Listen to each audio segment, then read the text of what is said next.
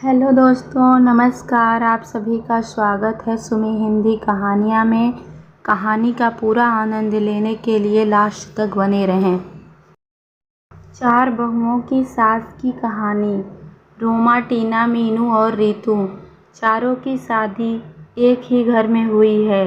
चारों बहुएं एक ही साथ एक घर में रहती हैं। चारों बहुओं की सास सुशीला जी बहुत ही समझदार और शांत स्वभाव की महिला हैं।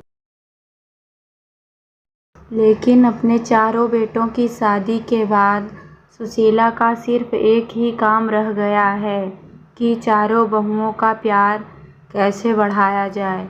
एक दिन सुशीला के घर उसकी बहन आई। सुशीला की बहन: सुशीला, तू तो बहुत खुशकिस्मत है।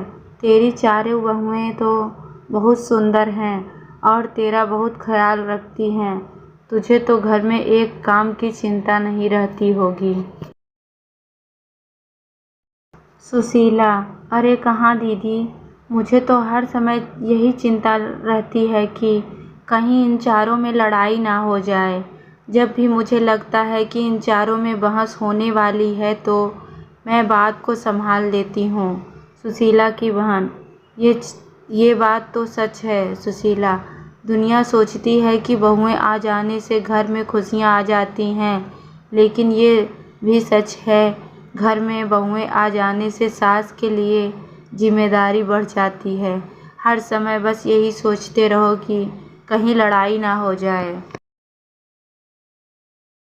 ये दोनों बात कर रही थी, तभी अचानक रोमा और मीनू के लड़ने की आवाज़ आई।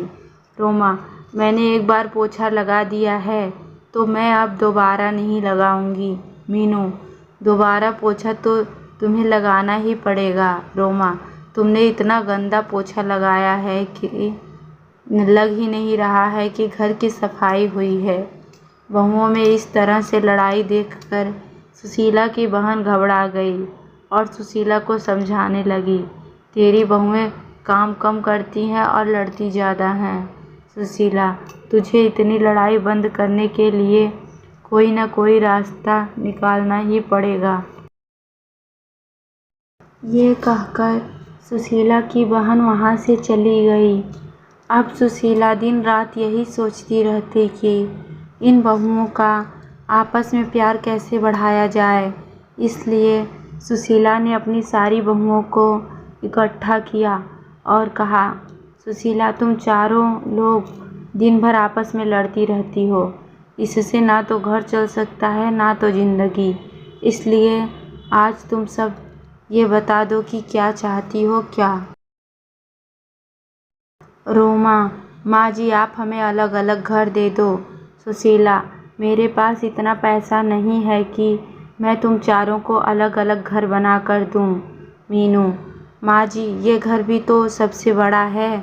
आप इस घर पर 4 मंजिला बनवा दो और हम चारों को दे दो। सुशीला: मैंने अपने चारों बेटों को बड़े प्यार से पाला है, इसलिए मैं नहीं चाहती कि तुम लोगों की वजह से मेरा घर टूट जाए। मेरे चारों बेटे अलग रहें और मेरा क्या, मैं तुम चारों में से किसी के भी पास रह लूँगी। सुशीला की ये बात सुनकर चारों बहुएं चुप हो गई। चारों में से कोई भी सुशीला को अपने साथ नहीं रखना चाहती थी। सुशीला ने अपनी चारों बहुओं की एकटक देखा और कहा, तुम चारों को मैंने अपने बेटे भी दे दिए और अपना घर भी दे दूं, लेकिन तुम में से कोई भी मुझे अपने साथ नहीं रखना चाहता। ये कहते हुए सुशीला की आंखें भर आई और उन चारों बहुओं के काम बांट दिए और उन सबको कहा कि कोई भी आपस में नहीं लड़ेगा। लेकिन उनकी बहुएं कहाँ मानने वाली थीं। अब चारों बहुओं ने एक एक टीम बना ली। एक टीम में रोमा और मीनू थी और दूसरी टीम में रीतू और टीना थी। चारों आपस में लड़ती तो नहीं थी, लेकिन एक दूसरे की चुगली करने में लगी रहती थी। एक दिन टीना और रीतू ने अपनी सास से कहा, टीना, माँ जी, आपको पता है रोमा 12 बजे से सो रही है। आज तो उसने सिर्फ घर की झाड़ू ही लगाई है और पोछा भी नहीं लगाया। रितु: हाँ माँ जी, हमने लड़ने के लिए मना किया है, इसलिए मीनू से कुछ नहीं कहती। वह आज ही बाजार जाकर अपने लिए 3-3 साड़ियाँ लाई है। अपने लिए 3 साड़ियाँ लाई है और आपके लिए एक भी साड़ी नहीं लाई है। रितु और टीना तो अपने सास से चुगली करके चली गई।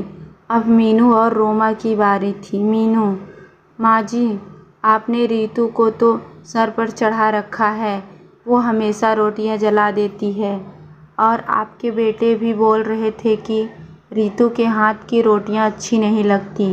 रोमा: और माँ जी, कल टीना ने सबके कपड़े धोए पर मेरे नहीं धोए। मैं खाना बनाती हूँ तो सबके लिए बनाती हूँ ना। मैं किसी दिन उसके लिए खाना ना बनाऊँ तो उसे कैसा लगेगा।